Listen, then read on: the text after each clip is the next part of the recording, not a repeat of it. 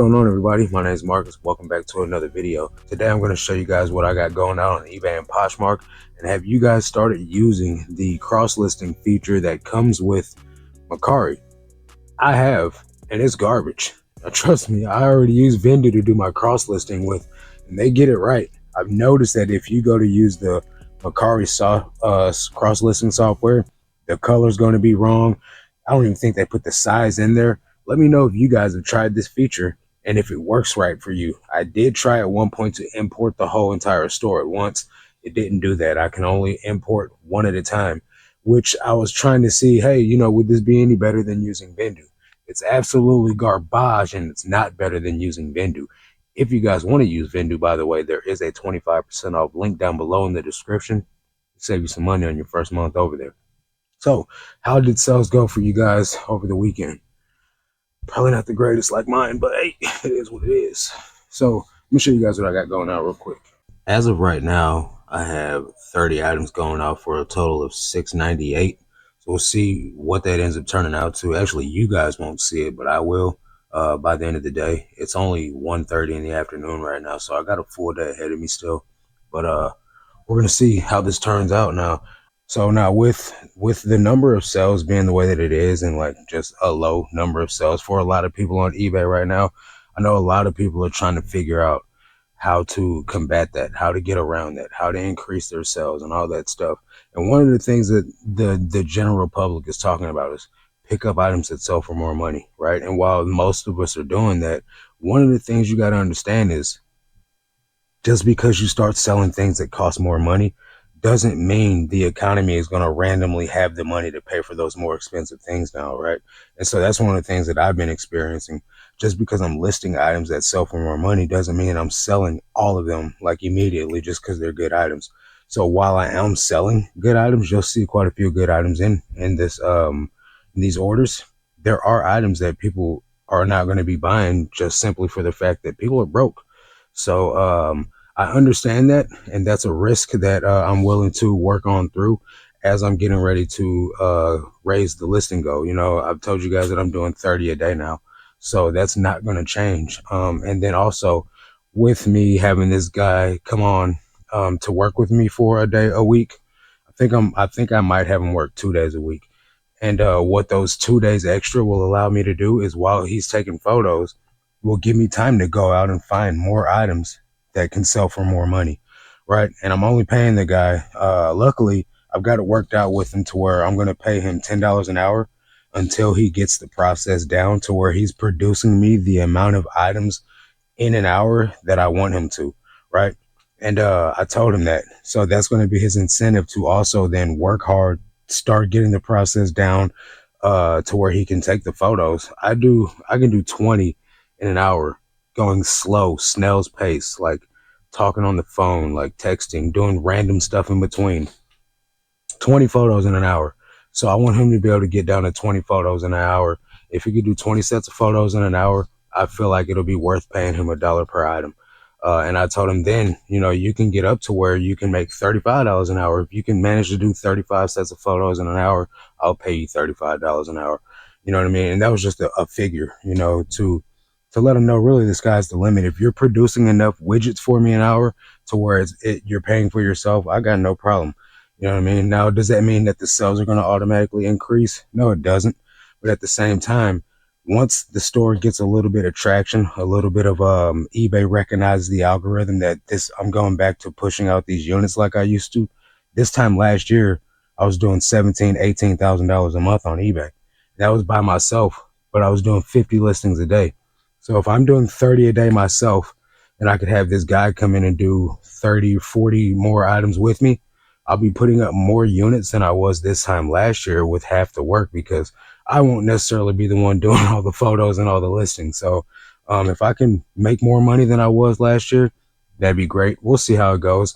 And I'm documenting this to show you guys as well as myself what my journey looks like. If I look at my videos last year, I can see how well I was doing.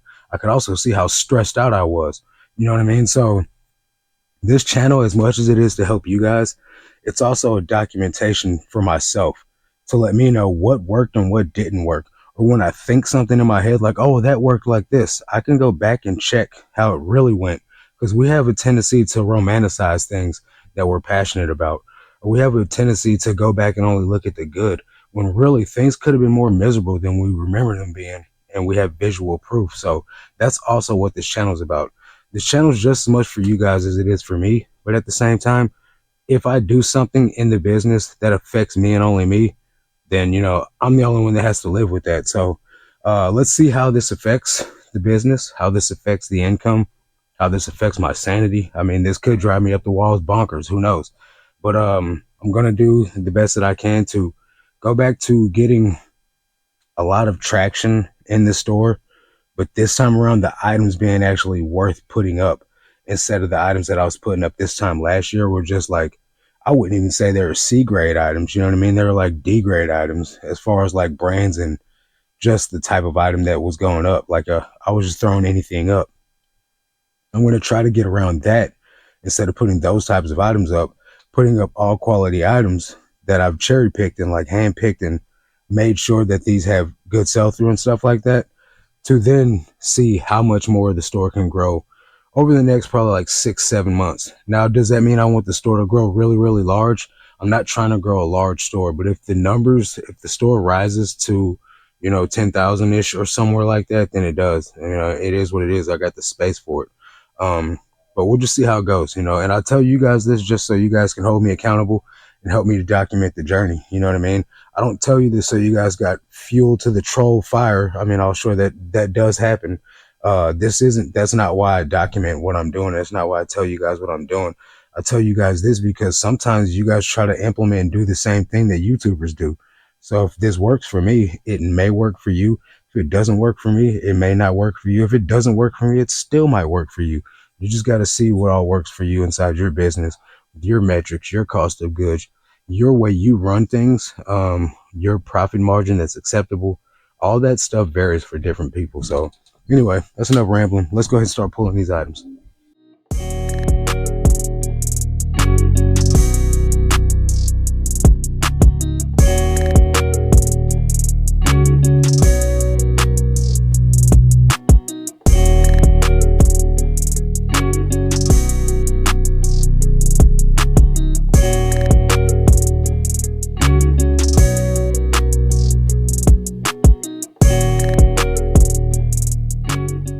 I'm having to make sure this thing's recording because on the last video, I had a chunk of time where I was talking, trying to provide value that I didn't have the microphone turned on. So the whole clip was muted.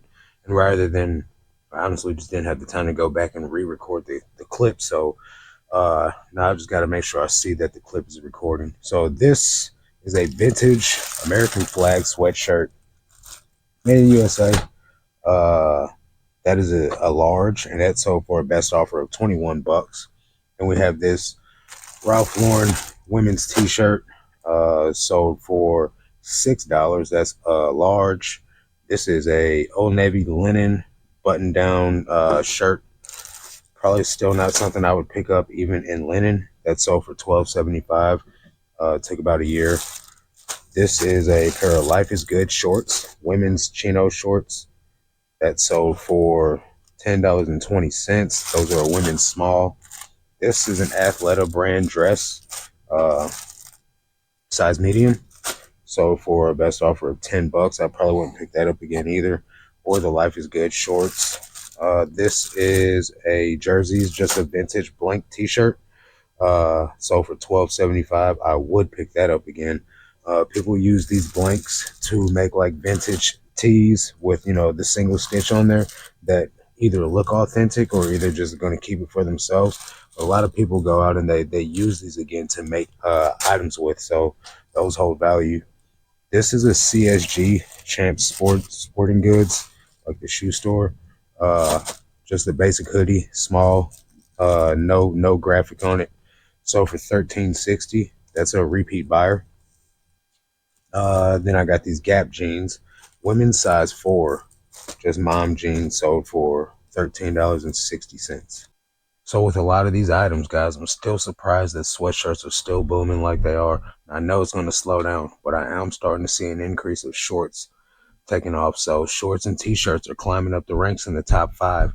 I'm gonna continue picking up more shorts, always picking up t-shirts. That's my number 1 category, but I'm gonna pick up more summer stuff as I go out, probably till about, what is it now, the beginning of May. It's actually my mom's birthday today. Happy birthday to you. Big shout out, Mom, happy birthday.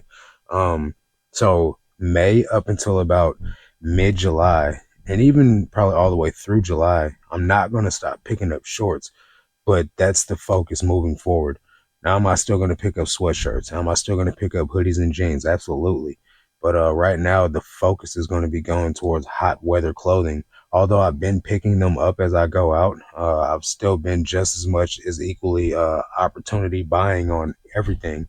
Right now, the focus is hot weather clothes. And, you know, that makes sense, right? Because it's summertime almost. So that's the method moving forward. All right, guys, we got some St. John's Bay women's pants. Those are a size 4 petite. Those sold for $9.56. Don't pick up St. John's Bay, guys. Unless it's like a shacket or something, you know, something worth it. This is a Black Canyon Gunnison National Park t-shirt that sold for best offer of $12. The weird thing about it is I had somebody offering me $9 for it on Poshmark. I declined it, and then like immediately right after that, somebody offered me 12 for it on eBay. So I accepted the $12 offer because the alternative was $9. This is a vintage Nike t-shirt, stained with yellowing all over it. Got a best offer of $13 on that one, so I accepted. This is a Mercy Hospital jacket. This is a repeat buyer. I pick up these Mercy Scrubs uniforms because these hospitals, I'm sure, are all over, but they continue to sell for me because I guess people need a uniform replacement. So they come and they buy them for me. So I listed that one. I sent out an offer of $18 and they accepted. These are J. Jill jeans right here. They're cropped, like boyfriend type style jeans. Those sold for $14.40. We got those are a size 10. Got vintage Levi's 550 shorts with the orange tag on it. These sold for a best offer of $15. And this is a Case International hoodie. I listed it for $25. I immediately got an offer for $13 from somebody on it. I declined that offer because that's almost half off. 50 cents more than, well, what, $1 more than half off. $12.50 would be half off. Somebody offered me $13 for it. I declined it, and then it sold for full price. So full price sale, $25 on a Case International hoodie or International Harvester hoodie. I pick up the farm stuff anytime that I can because there's a market for it. This right here is one of the examples of picking up a good item that will still sit forever sometimes, just for one reason or another, right? I pick up Levi's 514s all the time. And while those aren't like the most absolute greatest Levi's model to sell, I sell them all the time. The number on this one is 2377. That thing is old compared to, this is a newer number, 24299. This is like over 2 years old, but they sold for $16.80. It just took a long time for them to sell. So not all the time is sell-through going to be the metric that you guys need to go off of. When I listed these, they probably had an incredible sell-through. 2 years later, they sold. So I don't know, do what you will with sell-through. This is a Mercy scrub top, another Mercy scrub uniform. This is a women's 3XL, sold for $20. American Eagle chino pants, $32.34. So pretty quickly for a best offer of $12 though. These are let me scroll a slight bit. This is a pair of Abercrombie and Fitch ankle straight jeans. These sold on a best offer of $20, probably about a week after I listed them. Wrangler relaxed boot jeans. These sold the day after I listed them. I sent out an offer of 25% off, and the buyer accepted the offer. These sold for $18.75. Those are a men's 36-34. Another item I did not turn on best offer on was a pair of these Patagonia sweatpants. These are a men's large. I listed them for $45. I did not turn on best offer and they sold full price. But they sold with a 20% off coupon on the store. So I do know that the coupon's taking some of my profits away. But if I had to turn on best offers, somebody probably would have offered me 25 for these and I would have made much less than what, $36, $38 or whatever I made on them. So I'm still okay with offering the buyer a coupon.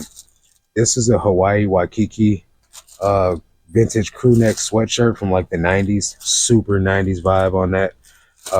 That sold for eBay's trying to get me to buy something that I've been trying to scope out. I've been trying to do this online arbitrage on eBay for vintage Nike items that people are slipping on. They just try to get me to make an offer. I sold that hoodie or this sweatshirt for 25 bucks. Also an item that I didn't turn on best offer on, but it sold with the 20% off coupon. This is a Nike hoodie, vintage Nike hoodie. I also didn't turn on best offer on this. So no best offer, sold for full price with a 20% off coupon. 40 bucks was the sales price after no coupon even. It's sold via promoted listings for full price for 40 bucks. Let's go. That's what I'm talking about. And yeah, let me get to the rest of the items though. But so if you guys are listing items that you know what the market price is on them, try turning off your best offer and see if it's been as successful as it has for you, for me, because I'm actually loving it. All right, guys, these are the last eBay items. I do have some Poshmark orders to go over with you. Now, the funny thing about these items right here, these four at least, is they all came from the same bulk buyout that I did from a guy. I want to say about a year and a half ago now. Reached out, put an ad on Facebook that I was trying to buy inventory. And a guy hit me up. He said, I just need my storage unit back. And he had over 2,000 items in the storage unit. I got about 800 of those items. And I gave away the rest, or I donated the rest of them. And these are some of them. Now, this is a pair of Vans boys shorts. Youth size 16, I mean. Those sold for a best offer of $7.88. So not the greatest of sales, but I'm glad that it did sell. These are vintage Cherokee brand sweat or sleep pants, like women's pajama sleep pants. Those sold for a best offer of 20% off of $10.50. Size 3XL. I got a bunch of those left. This is a Morona skirt, or like a sleeveless dress, sold for $8.40. And then these are Covington brand capri pants. Also, these are all new with tags. All three of these are new with tags. This is not new, the Vans shorts. And then these are size 22W, and those sold for $14. So like I said, all those came from the same bulk buyout. I was in the profit on the Faded Glory brand new with tags granny sweaters. Those items alone paid for all of it. For that whole buyout of 2,000 items, I paid 200 bucks. I kept 800 items. The Faded Glory vintage granny sweaters pay for everything above and beyond. Like, very profitable buy. A lot of long tail items. Would I do it again? Honestly, I wouldn't. Although I did make my money off of it, it was a lot of work to still be hanging on to the items. And nowadays, I would want more sell through, faster sell through, better items that are going to sell for more money instead of like 14 bucks and whatever bucks that was. And it's just not worth the time that I would spend on it. This right here is a Universal Thread sweatshirt. I just wouldn't pick that brand up, period.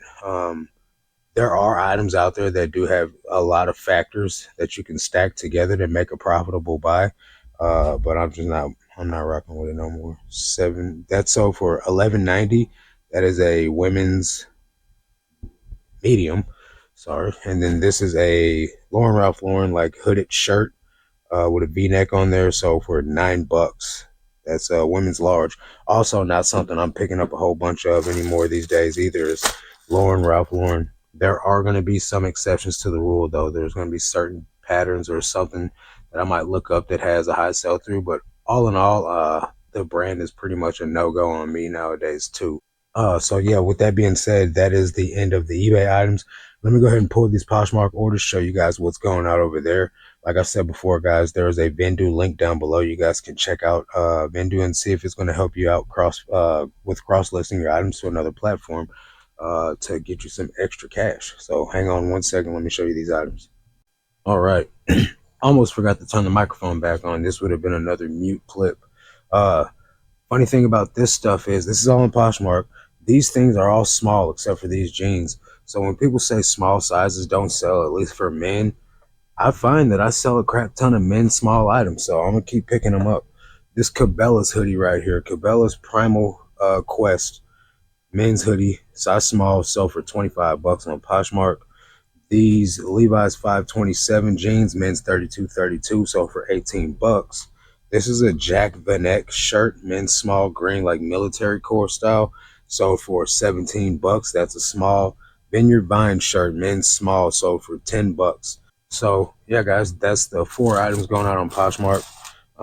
That's going to be all the items for the day. Now, I did refresh the screen to give you guys an updated total of what eBay's at right now. And I'm at 31 items going out for a total of 726 bucks. So, I mean, not the greatest, but also the day's not over with yet. So, you know, I can expect big things still for the rest of the day. See how it turns out, man. So that's going to do it for this one. Catch you guys on the next one. Until then, let's make this cash, guys.